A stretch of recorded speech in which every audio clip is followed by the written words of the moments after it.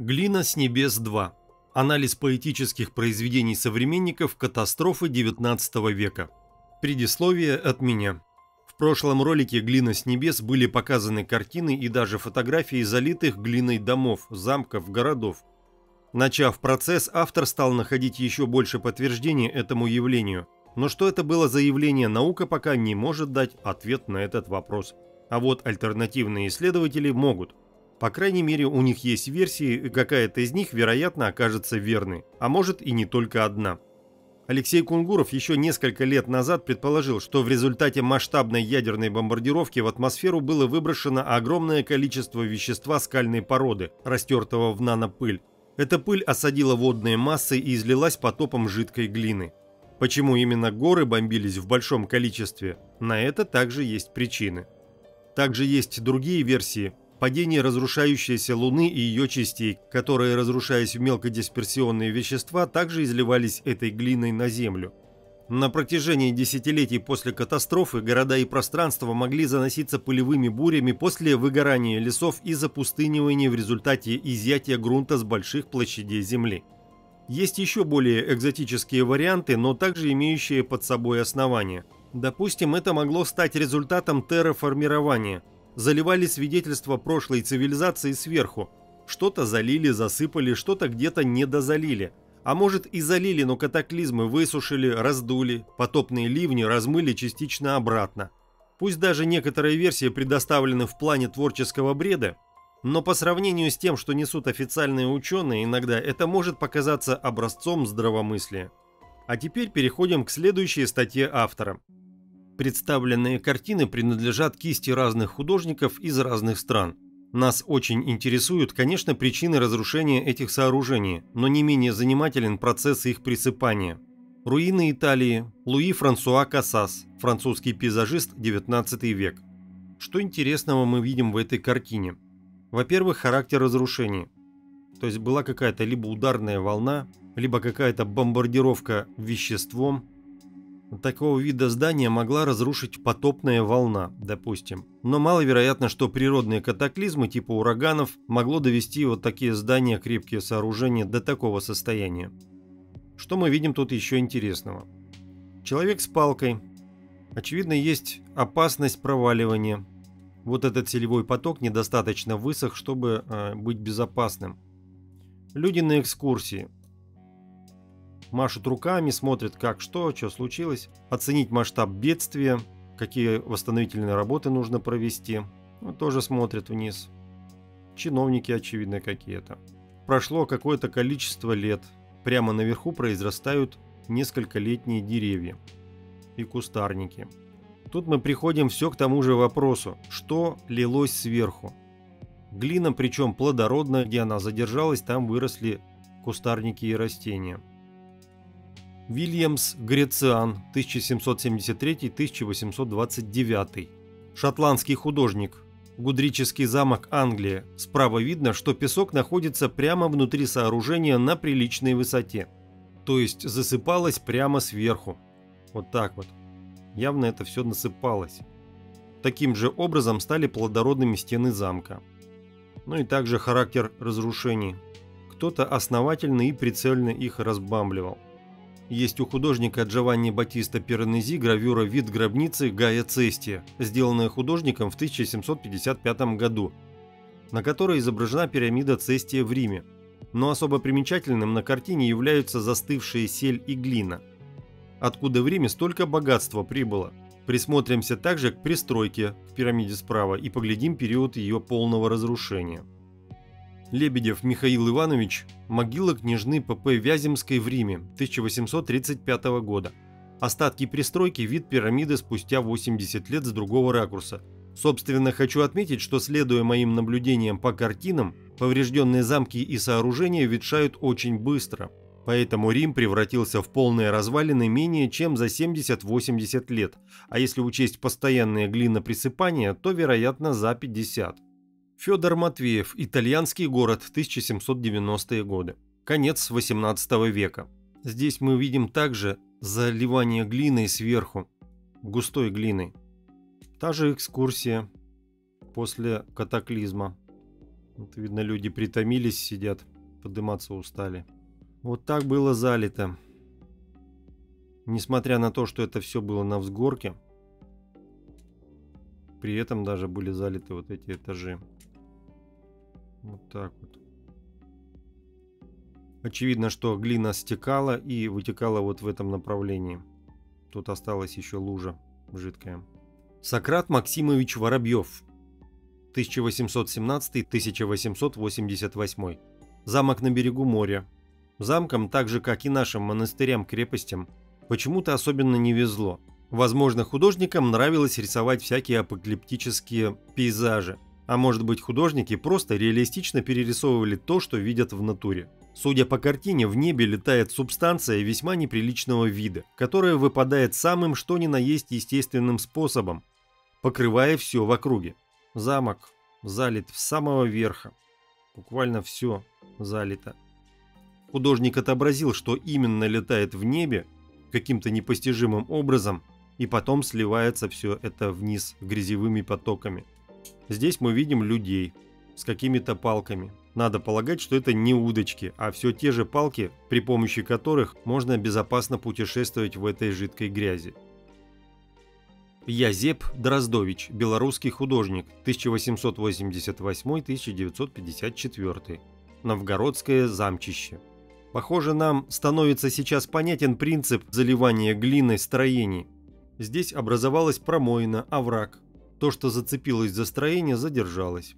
Тот же художник, северо-западная стена Кревского замка. Вот какое монументальное сооружение. И также вот эта гора глины задержалась около него. Замок разрушен. Чтобы разрушить было такой замок, нужно его было, очевидно, бомбардировать. Возможно, вот эти строения построены уже позже. При этом выжили деревья и некоторые постройки. Вход в подземный тоннель на горе Бакшат в Вильне. А может быть, тоннели таковыми стали после этого занесения глиной. Также глина здесь стекала и вытекала в эту сторону вниз. Возможно, только поэтому вход и остался свободный. Багаевский Константин Федорович. Ворота в башне. Вон как занесло. Багаевский. Стены и башни Сольдаи. 1904 год. Меня не покидает ощущение, что это все планомерно заливалось сверху, а потом уже это размыло и стекло. Виталий Верещагин. Мавзолей Гур-Эмир. Самарканд. 1869-1870. Ярко выражен процесс образования культурного, так сказать, в кавычках, слоя. Сооружение в нем почти утонуло. Глина сверху задерживалась. Вот так вот заливалась сверху. Здесь, видимо, потом ветрами и дождями смыло. Но так и осталось въевшееся в купола. Вот мы видим, человек стоит. Какого масштаба. Тоже пришел оценить масштабы бедствия. Куски строений разбросаны. Возможно, от потопной волны, а возможно, от бомбардировки. Верещагин. Мавзолей Шах-и-Зинда. 1869. Туркестан. Воздействие на купол именно сверху. Также глина, лившаяся сверху, въелась в купол. В прошлый раз мы заглядывали в Европу и Россию, рассматривали последствия воздействия неведомого явления, такое как глинопадение, пескоприсыпание и камнебитие сооружений с воздуха. А что в соседних с Россией странах? Мне приглянулись ряд картин из Белоруссии. Так и назову их руины античной Белоруссии. А то у нас, если античная, то Рим и Греция, а античная Беларусь звучит как-то не хуже. Юзеф Пешка. Руины замка Белый Коваль. Смоляны, Беларусь, конец 18 века. Песок внутри замка. Похоже, одна стена осталась. Внутри все разрушено. Тоже куски стен упали, а куски-то цельные. Это ж какой они прочности-то были. Крыши снесены. Также люди пришли на экскурсию. Вот такая глыба лежит рядом. Что-то тычет, там нашел. Растительность немножко проросла. Наполеон Михайлович Орда. Вот это имечко. Знаменитый художник, композитор и пианист, жизнь и творчество которого связаны с Беларусью. Родился в деревне Вороцевичи Пинского уезда Минской губернии, теперь Ивановский район Берестской области. Какие же все же дивные имена давали в те времена. У нас Сократ Максимович Воробьев, у белорусов Наполеон Михайлович Орда. Очевидно, что вот эти дома были построены позже. Вот этот замок, у меня стойкое ощущение, что заливали предметно, конкретно вот этот замок заливали. Хотели сделать просто большую кучу, но его размыло. Потом еще одно такое интересное наблюдение. В этот период, очевидно, Земля была очень похожа на Марс, на красный, и из космоса наверняка выглядела как красная. Ведь есть свидетельство, что в 19 веке пейзаж Марса очень сильно менялся буквально в короткие сроки. Только разница в том, что Марс, возможно, не смог оправиться от этой катастрофы, подобной, что была у нас, а Земля смогла. Каунт-Русецкий, Мирской замок, 1844 год. У этого художника еще присутствуют остатки крыш. Также следы этого градобития.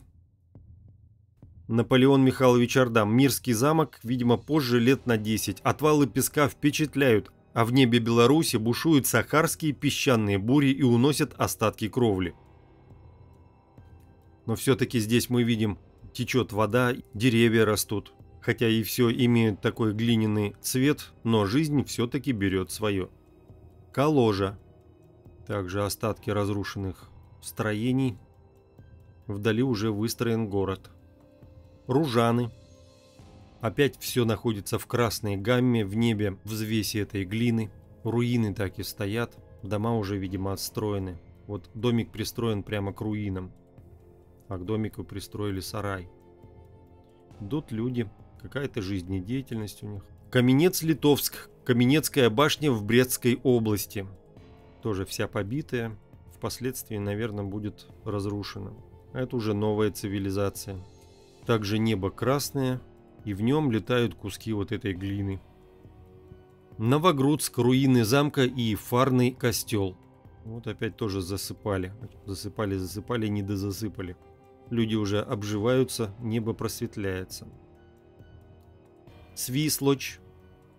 Та же тонировка. Но все растет. А в небе так и летает эта нановзвесь. Наполеон Михайлович Орда. Героненский замок. На текущий момент на месте замка сохранились лишь рвы, земляные валы, небольшие фрагменты каменных цилиндрических башен. Все заросло кустарником. Гольшаны, руины замка Сапегов. Руины соседствуют с новыми постройками. Крево. По сравнению с современными домишками, циклопические сооружения. Попалось немного картин с изображением территории современной Литвы, Польши и Украины. Язеп Дроздович, белорусский художник. Руины башни в Кревском замке, Литва. Вот там домишки стоят. А тут отвалы, которыми засыпался этот замок. Литва, Тракай замок, Наполеон Михайлович Орда. Можно предположить, что здесь скрыто еще этаж 2, а может быть он так и строился на взгорке. То, что он был разрушен, это вроде как очевидно. А так замок выглядел в середине 19 века. Картина Войцеха Герсена, 1855 год. Видимо, лет на 5-10 позже. Печальное зрелище гибели некогда величественного строения. Наполеон Орда. Биржи, Литва. Лютеранская церковь, руина замка Радзивиллов и костел. Казимерш над Вислой, Польша, руины замка. Хатины, Польша, руины замка, литография по рисунку Наполеона Орды. Да, огромное строение. Это посчитать, в скольких километрах стоит, и вот такие циклопические башни. И, на мой взгляд, это вот все пытались залить. Это, очевидно, предыдущая цивилизация, предыдущий катаклизм, там, 17 веков, наверное. Украина, Федор Солнцев. Кирилловский монастырь возле села Куреновка. Акварель, 1843. Монастыри, замки и другие укрепления – любимые места залегания больших объемов субстанции. Вот и я тут тоже вижу, что заливалось это место основательно. Какими средствами можно было заливать такие объемы? Ну, наверное, побольше средств, чем у нас, но не такие уж большие, если сравнивать с процессами терраформирования, когда континенты могут перекладываться с места на место. Наполеон Михайлович Орда. Острожский замок, Украина. Если представить, что это вот засыпка все, то башня стояла вот здесь на земле. Очевидно, что кто-то хотел скрыть эти циклопические сооружения. Екатеринослав, Днепропетровск, теперь Днепр. Общий вид на Успенский и Преображенский соборы, фрагмент гравюры середины 19 века. Здесь вообще ощущение какого-то песчаного плавуна, впрочем, к нашим твердым осадкам он, похоже, отношения не имеет. А на мой взгляд, вот эта засыпка, возможно, ливнями промылась вот таким вот образом. А эти все постройки уже недавние, да и вот это тоже. А под этим, возможно, захоронено что-то колоссальное. Посленов Василий, вид Феодосии со стороны карантина с развалинами Генуэзской крепости, 1912 год. Странный нанос песка. Если на таком что-то построить, то... Вот здесь прямо-таки вспоминается Андреевский спуск в Киеве. Возможно, это также засыпано какое-то строение. Вот под этой горой вполне возможно скрывается какая-то архитектура из предпредыдущей цивилизации. Так, аккуратненько навалено. Халабась. Разоренный Киев, Брюсов Валерий Яковлевич. 4 дня мы шли опустошенной степью, и вот открылось нам раздолье Днепра, где с ним сливается Десна, его сестра, кто не дивился там его великолепию. Но было нам в тот день не до земных красот, спешили в Киев мы разграбленный, пустынный, чтоб лобызать хоть прах от церкви десятинной, чтоб плакать на камнях от золотых ворот. Всю ночь бродили мы отчаянием объяты, среди развалин тех рыдая о былом, мы утром все в слезах пошли своим путем, и еще спустя 3 дня открылись нам Карпаты. 1898 год. Руины церкви Святой Ирины в Киеве, рисунок Михаила Сажина, 1846 год. Ну а дальше в произвольном порядке картины и фотографии, немые свидетели катаклизмов. Алеппо, Сирия. Бедный, несчастный, истерзанный город. И сейчас тебе нет мира и покоя. Фотография 1842-44 годов. По этим разрушениям можно предположить, что военные действия тех годов были не слабее современных. Париж, Томас Гертин. Улица Сен-Дени в Париже, 1775-1803. Это видно уже, что здесь почистили все, но следы разрушений здесь просто тотальные. Уильям Тернер. Кентербери, графство Кент, 1793, Уэльский мост в Шрусбери. У меня такое ощущение, что Европа рушилась постепенно. Вначале подчинили Рим и Англию в 17 веке, а потом сообща поэтапно откусывали от всея Руси куски и ставили на колени. Война велась постоянная и масштабная. Джозеф Меллард и Уильям Тернер известен за его картины пейзажей, и в частности те, в которых он использовал цвет для драматического эффекта. Он с удовольствием изображал стихийные бедствия, извержения вулканов, штормы на море и лавины. По официальной версии, Тернер часто ездил в Альпы. В 1840-х годах он посетил деревню Гольдау в Швейцарии, которая в 1806 году была разрушена катастрофическим оползнем, в результате которого погибли 457 человек. Драматическое небо считается символом разрушения деревни. Уильям Тернер, Гольдау, населенный пункт в Швейцарии, в кантоне Швиц. 1841-1843. Это довольно странно. Сидят люди, ловят рыбу. Их не беспокоит то, что творится на заднем плане. Там стоит, по-моему, человек. Как по мне, так это похоже на какой-то портал. Тернер мне не кажется неадекватным. Вот, например, картина «Пожар в здании парламента» 16 октября 1834 года. Но швейцарский оползень даже на пожар не похож. Даже когда он писал полуабстракцию, то она выглядела вполне понятной. Например, в 1842 году он создает снежный шторм ночью. С другой стороны, а что еще можно рисовать в маленькой швейцарской деревушке, если не оползень или лавину? Возможно, я уже отношусь предвзято к названиям картин и трактовке событий экспертами, но, к сожалению, огромное количество картин переименовано и законспирировано так, что никогда не догадаешься о настоящем замысле автора. Пейзаж, замок, вид на город. А то, что этот пейзаж, замок или город сейчас перестанет существовать, это из названий картины невиданным образом исчезало.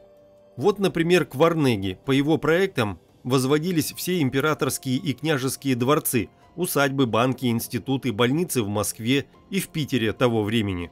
Был разработан проект Санкт-Петербургской биржи, строительство началось в 1783 году, но в 1787 году, этот год написания картины, здание, полностью построенное под крышу, было снесено по причине того, что не соответствует облику города и градостроительным задачам.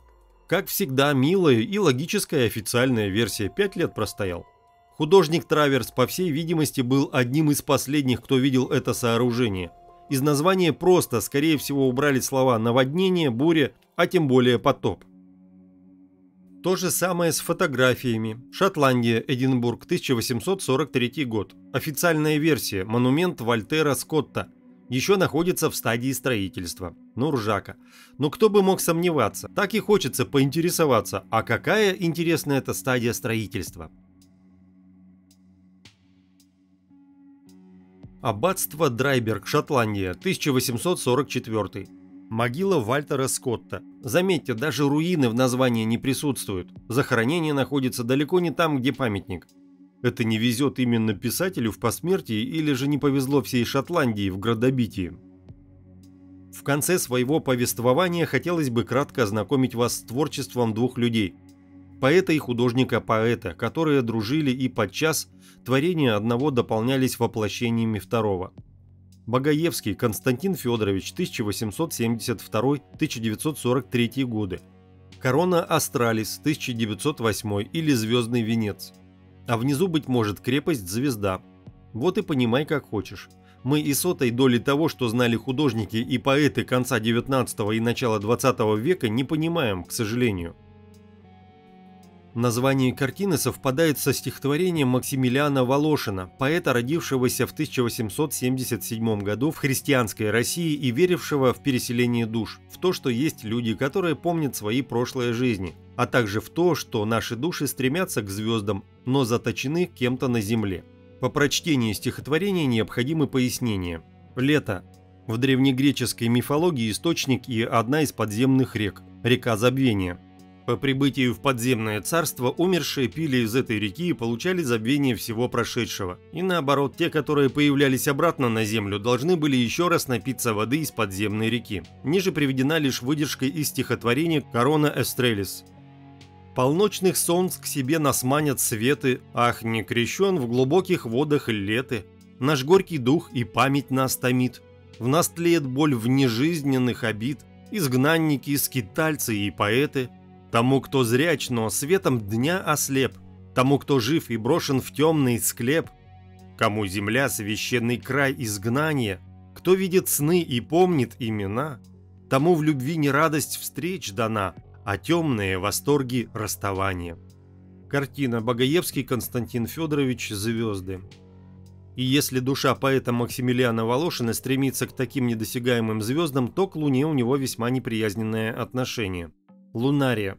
Венок сонетов. Отрывок.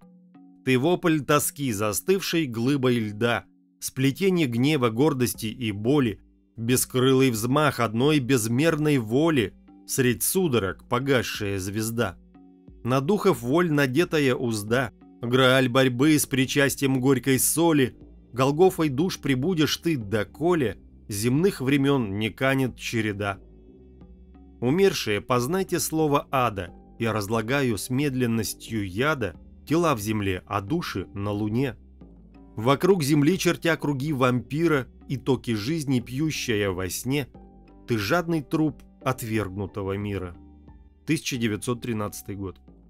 Как же часто наши предки обращали свой взор к небу с надеждой, и как же временами страшились того, что с него может рухнуть на нашу грешную землю.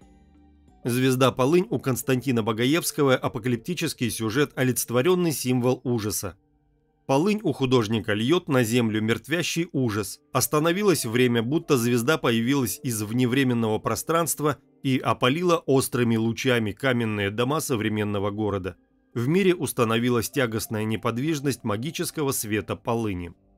Что я вижу на этой картине? Во-первых, вижу сель, потоп, залитые первые этажи. На переднем плане разрушенная стена здания. Эта звезда какая-то яркая вспышка, и художник попытался изобразить вот эту экспрессию разлетающегося вещества или света. Я слышал такую версию, что это была комета с ядовитым хвостом, которая накрыла Землю, в результате чего получился мор. Я лично бы предположил, что на картине изображена яркая вспышка ядерного взрыва. В Апокалипсисе есть пророчество о звезде Полыни. Третий ангел вострубил, и упала с неба большая звезда, горящая подобно светильнику, и пала она на третью частью рек и источники вод. Имя сей звезде Полынь, и третья часть вод сделалась полынью. И многие из людей умерли от вод, потому что они стали горьки. Из текста видно, что событие это надо отнести не к настоящему, а к будущему эсхатологическому времени. Архиепископ Аверский, Таушев, так изъясняет это место. Некоторые думают, что это метеор упадет на Землю и произведет отравление водных источников на Земле, которые сделаются ядовитыми. А может быть, это один из новоизобретенных способов страшной войны. Ну, то есть будущая ядерная бомба. Полынь в Библии является символом наказаний Господних. «И сказал Господь, за то, что они оставили закон мой, который я постановил для них, и не слушали гласа моего, и не поступали по нему, а ходили по упорству сердца своего, и вослед Ваалов, как научили отцы их. Посему так говорит Господь Саваоф, Бог Израилев: вот я накормлю их, этот народ, полынью, и напою их водою с желчью». На этой картине та же самая история. Картина «Звезда Полынь», 1908 год. Ну, нам известно, как Господь наказывает своих конкурентов, да? Содом и Гоморра. Здесь на картине я также вижу залитый город вот этой вот жижей. А сзади него происходит какое-то светопредставление в результате какого-то, видимо, катаклизма. В общем, нам совсем не знакомы предания о полыни-звезде, а в конце 19 и 20 веков это, вероятно, было что-то очень понятное. Богоевский Константин Федорович, Восточный алтарь. Что за античное сооружение было раньше на переднем плане? От него остались какие-то руины, по периметру лежат. Очевидно, здесь было какое-то строение взорвано. В итоге воронка наполнилась водой и стало озерцо. Мы столь различные душою, единый пламень берегли и тесно связаны тоскою одних камней одной земли. Одни сверкали нам вдали, созвездий пламенные диски, и где бы ни скитались мы, но сердцу безысходно близки феодосийские холмы. Волошин другу, 1911. Волошин и Богоевский в мастерской писателя, Коктебель, 1930 год. Старый Крым, 1903 год. Тоже видим тут засыпанные античные сооружения. Старые бани в Карасу-базаре, Крым, 1930. Древняя крепость, 1902. Максимилиан Волошин, кемерийский волхв, как его называют, поэт, избравший своим девизом «Вы отдали, этим вы богаты». Экслибрис Волошина – книжный знак, удостоверяющий владельца книги. Экслибрис наклеивается или проставляется печатью на левый форзац. Марина Цветаева вспоминает свое посещение Крыма в 1914 году, когда в подвале Волошинского дома начался пожар. В то время как Цветаева, ее муж и сестра бегали к морю за водой и тщетно пытались погасить пламя, Волошин был невозмутим. Принеся очередной раз ведро воды, Цветаева свидетельствует: и на этот раз, взбежав, молниеносное видение Макса, вставшего с поднятой воздетой рукой, что-то неслышно и раздельно говорящего в огонь. Огонь потух. Гасить и возжигать. Волошин, возжигатель проявленного пламени, остался в воспоминаниях современников. В иные минуты, в сильной сосредоточенности от него, из него, концов пальцев и концов волос било пламя, настоящее, жгучее. Так однажды за его спиной, когда он сидел и писал, загорелся занавес. На прогулке с друзьями в горах он легко мог собрать сухой мох и поджечь его, всего лишь сосредоточив на сушнике взгляд. Очевидцы указывают на то, что он умел успокаивать, заговаривать боль, читать по ладоням судьбы.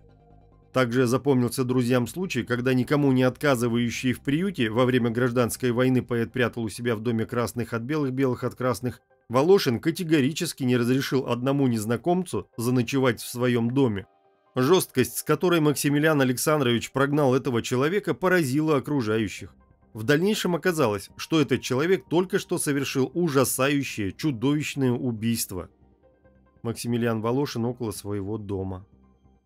Он был страстным геологом и археологом. Геологи заказывали ему картины для изучения геологического строения района. Усобицы кромсали Русь ножами, скупые дети калиты, неправдами, насилием, грабежами ее собрали лоскуты. В тиши ночей, звезд яных и морозных, как лютый крестовик-паук, Москва прила при темных и при грозных свой тесный безысходный круг. Здесь правил всем изведчик и наушник, и был свиреп и строг, московский князь постельничный и клюшник, у Господа помилуй Бог.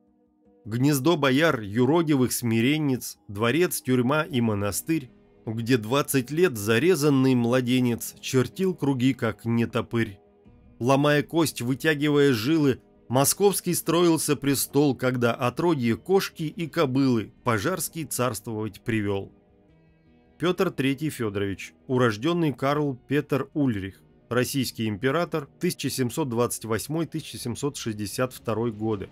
Российский император – первый представитель Голштейн-Готторп Романовской династии на российском престоле.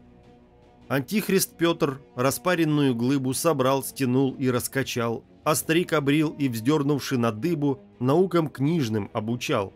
Империя, оставив нору кротью, высиживалась из яиц под жаркой коронованною плотью своих 5 императриц. И стала Русь немецкой, чинной, мерзкой, штыков сиянием озарен. В смеси кровей, галштинской с вюртембергской, отстаивался русский трон. И вырвались со свистом из-под трона клубящиеся пламена, на свет из тьмы, на волю из полона, стихии страсти племена. Анафем церкви, одолев оковы, повоскресали из гробов Мазепы Разины и Пугачевы, страшилища иных веков. Но и теперь, как в дни былых падений, вся омраченная в крови, осталась ты землею иступлений, землей взыскующей любви. Молитесь же, терпитесь же, примите ж, на плечи крест, на выю трон, на дне души гудит подводный китеж, наш неосуществимый сон. Примечание. Мне, например, непонятен вот этот персонаж. Здесь правил всем изведчик и наушник и был свиреп и строг. Московский князь, постельничный и клюшник, у Господа помилуй Бог.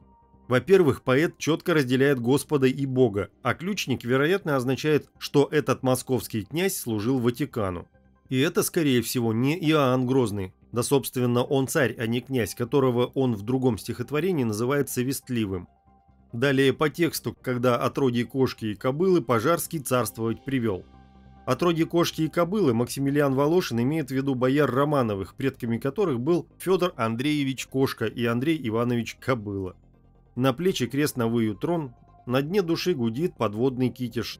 Выя – это шея, хребет, китеж – город, находившийся, по легенде, в северной части Нижегородской области, около села Владимирского, на берегах озера Светлояр. Город, который то появляется, то исчезает. Говорят, что только те, кто чист сердцем и душой, найдут путь в китеж. Также ходят слухи, что в тихую погоду можно иногда слышать колокольный звон и пение людей, слышимое из-под вод озера Светлояра. Ой уж как этот Светлояр похож на след ядерной воронки. Возможно, когда-то был город богов и перешел в астральный план. По идее, по периметру надо просто посмотреть осколки от бывшего города. Существует странное поверье о том, что загаданное на могиле Максимилиана Волошина желание непременно сбудется, если положить там камень. Так что захоронение Макса Волошина и его супруги Марии Волошиной стало могилой желаний. Желания здесь самые разнообразные, но вполне приличные, иначе Волхв не исполнит. Внизу на камне «Я хочу, чтоб я хорошо кушала». А есть просьбы другого порядка «Помолись за нас, за всех». Ну а памятник, которому завидовать может любой правитель, Волхву поставила сама природа. Но имя Волошина на этой скале дали люди. Я думаю, напоследок будет уместно слегка познакомиться с картинами волхва, мистика, ученого, поэта, геолога, археолога и художника. Здесь был священный лес, божественный гонец, ногой крылатою касался сих прогалин. На месте городов ни камней, ни развалин, по склонам бронзовых ползут стада овец. Может, именно так песок съедает города? Вот так вот обносят, чтобы песок останавливался, чтобы остановить запустынивание, произошедшее в результате катаклизма.